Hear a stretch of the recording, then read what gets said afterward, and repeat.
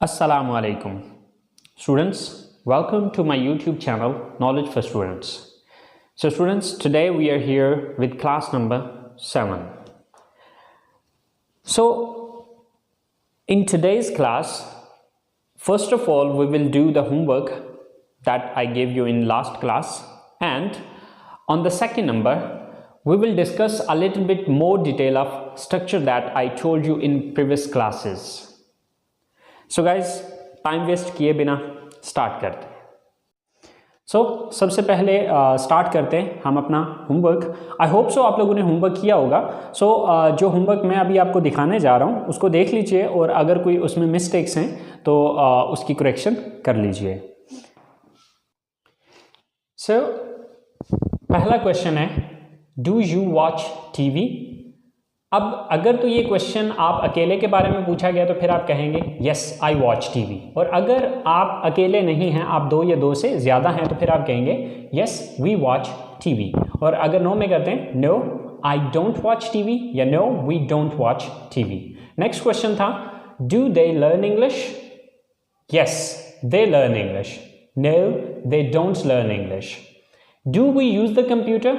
अब अगर ये सवाल सिर्फ आपके बारे में पूछा गया है तो फिर आप यू यूज़ करेंगे, लेकिन अगर इसमें वो बंदा भी शामिल है जो सवाल पूछ रहा है तो फिर आप वी यूज़ करेंगे। Yes we use the computer या yes you use the computer. No we don't use the computer, no you don't use the computer. Fourth question है, do I sit here? Answer है yes you sit here, no you don't sit here. Number 5, do you live in this city? Yes, I live in this city. अगर आप दो या दो से ज़्यादा हैं तो फिर आप I नहीं बल्कि we कहेंगे। Yes, we live in this city. No, I don't live in this city. And no, we don't live in this city. Do we go to mosque? Yes, we go to mosque. Yeah. Yes, you go to mosque.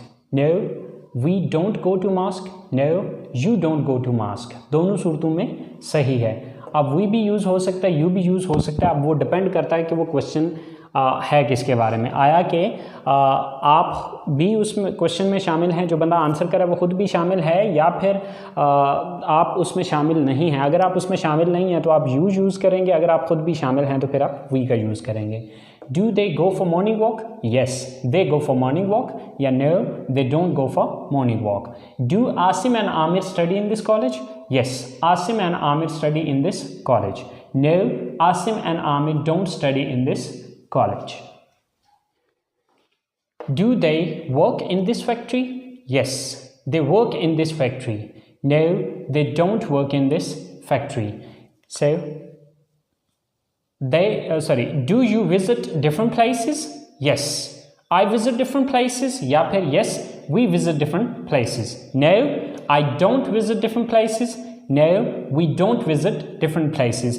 तो guys देखें कि हम सिर्फ एक एक दो word change करके इन questions के आंसर करें। आई होप सो आप लोगों ने जो आंसर किए होंगे वो सही होंगे, बट अगर उनमें कोई थोड़ी बहुत मिस्टेक्स हैं सो गाइस इसमें से देख लीजिए। और अब हम चलते हैं अपने नेक्स्ट काम की तरफ, और नेक्स्ट हमारा काम ये था कि आज हम थोड़ी बहुत मज़ीद डिटेल पढ़ेंगे अपनी स्ट्रक्चर की, जो कि हम subject plus verb plus object हमने जो डिस्कस किया था उसकी आज थोड़ा सा मज़ीद डिटेल पढ़ते हैं।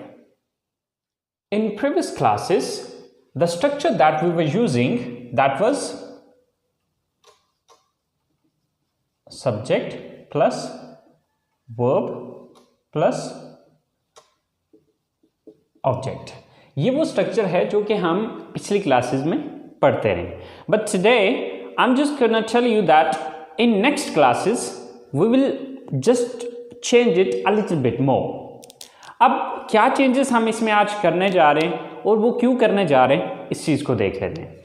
सो स्टूडेंट्स, अब नेक्स्ट क्लासेस के अंदर जो मैं स्ट्रक्चर यूज़ करूँगा वो कुछ यूज़ करूँगा, सब्जेक्ट प्लस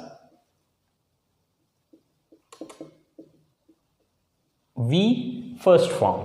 अब वी से है वर्ब और फर्स्ट फॉर्म ये उसकी फॉर्म है। असल में जो वर्ब होता है, इस वर्ब की 4 फॉर्म्स होती हैं।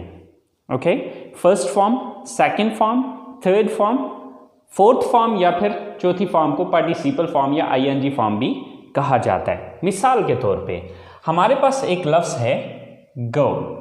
अब इसकी 4 फॉर्म्स हैं। ये फर्स्ट फॉर्म है, वेंट इसकी सेकंड फॉर्म है, गॉन थर्ड फॉर्म है एंड गोइंग फोर्थ फॉर्म या आईएनजी फॉर्म या पार्टिसिपल फॉर्म है। अब देखें कि हर एक फॉर्म जो है ये बेसिकली अपने टेंस के हिसाब से यूज़ होगी। बहरहाल ये चीज़ हम आगे चल के देखेंगे कि कौन सी फॉर्म कहाँ पर यूज़ करनी है। अब यहाँ पर ज़रूरी नहीं कि अब मैंने फर्स्ट फॉर्म लिखा है तो मीन फर्स्ट फॉर्म ही आना है। यहाँ पर सेकंड फॉर्म आ सकता है, थर्ड फॉर्म आ सकता है, फोर्थ फॉर्म आ सकता है। लेकिन अब जिस तरह ऊपर की स्ट्रक्चर के अंदर मैंने वर्ब लिखा हुआ है, तो अब नीचे की स्ट्रक्चर में मैंने वर्ब नहीं लिखा बल्कि वी फर्स्ट फॉर्म लिखा है। तो मीन के यहाँ पर वी सेकंड फॉर्म आ सकता है, वी थर्ड फॉर्म आ सकता है, वी फोर्थ फॉर्म या आईएनजी फॉर्म आ सकता है। तो मीन के वो टेंस के हिसाब से या ज़माने के हिसाब से देखेंगे कि कौन सा वर्ड यहाँ पर आएगा। आई होप सो स्टूडेंट्स समझ आ गई होगी कि यहाँ पर नेक्स्ट स्ट्रक्चर के अंदर हम वर्ब का लफ्ज़ नहीं इस्तेमाल करेंगे बल्कि V first form, second form, third form या फोर्थ फॉर्म का लफ्ज़ इस्तेमाल किया जाएगा। And at the end there is a blank.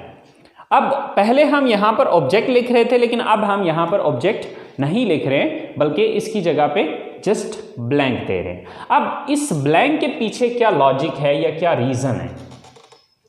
अब ये ब्लैंक छोड़ने का असल जो मकसद है वो ये है कि हर सेंटेंस के अंदर ऑब्जेक्ट ज़रूरी नहीं है आएगा, ठीक है। अब जैसे कि हमारे पास जो बेसिक स्ट्रक्चर्स होती हैं वो 5 होती हैं, ठीक है। जो हमारी बेसिक स्ट्रक्चर है उसमें सब्जेक्ट आता है प्लस वर्ब। दूसरी जो ये पहली स्ट्रक्चर है, दूसरी जो स्ट्रक्चर है subject plus verb plus object. ये वही स्ट्रक्चर है जो पिछली क्लासेस में आप पढ़ चुके हैं। थर्ड स्ट्रक्चर है subject plus verb plus adjective. Fourth structure है subject plus verb plus adverb. And the last one is subject plus verb plus noun। अब चूंकि हमें इस चीज़ का नहीं पता होता कि जब हम सेंटेंस बनाएंगे तो उसमें ऑब्जेक्ट आएगा या नहीं आएगा। अगर नहीं आता तो इस ब्लैंक को देखें। ये अगर सेंटेंस है, मिसाल के तौर पे हमारे पास एक सेंटेंस है ही रन्स। अब देखिए इसमें सिर्फ 2 ही चीजें हैं। इसमें एक तो सब्जेक्ट है, ठीक है, ही, तो दूसरा है वर्ब रन्स। तो अब ये जो सेंटेंस है इसके अंदर सिर्फ 2 चीजें आ रही हैं, ठीक है, ही रन्स। अब इसके अंदर ऑब्जेक्ट यानी कि तीसरी चीज नहीं आ रही है। तो ये ब्लैंक अगर छोड़ी हुई है तो अगर तीसरी चीज नहीं आती तो इस खाली जगह को छोड़ दें, इसमें कुछ भी लिखने की जरूरत नहीं है। और अगर कुछ आ रहा है, अब क्योंकि आगे नहीं पता होता हमें कि ऑब्जेक्ट आएगा, एडजेक्टिव आएगा, एडवर्ब आएगा या नाउन आएगा, तो ये ब्लैंक इस वजह से दी गई है कि इन चारों चीजों में से कोई भी आए आप अपनी मर्जी से लिख दें। अगर इन चारों में से कोई भी नहीं आ रहा तो इस ब्लैंक को खाली छोड़ दें। So students I hope so आपको इस बात की समझ आ गई होगी। अब थोड़ा सा मैं एग्जांपल्स दे के आपको समझाता हूँ।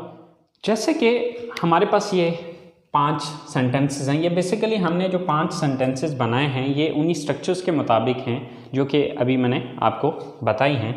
तो ही रीड्स। अब इस सेंटेंस को अगर आप देखें तो अब इसके अंदर एक सब्जेक्ट है एंड देन वर्ब है। अब इसके आगे कुछ नहीं आ रहा। अब देखिए कि अगर ब्लैंक छोड़ी हुई है तो आगे कोई चीज़ नहीं आती तो आप इसको ब्लैंक को छोड़ सकते हैं। अब सेकंड सेंटेंस है ही रीड्स बुक्स। अब इसमें ही सब्जेक्ट है, रीड्स वर्ब है एंड बुक्स जो है ये ऑब्जेक्ट है। अब नेक्स्ट सेंटेंस है ही इज स्मार्ट। ही यहां पर सब्जेक्ट है, इज वर्ब है एंड स्मार्ट जो है ये एडजेक्टिव है।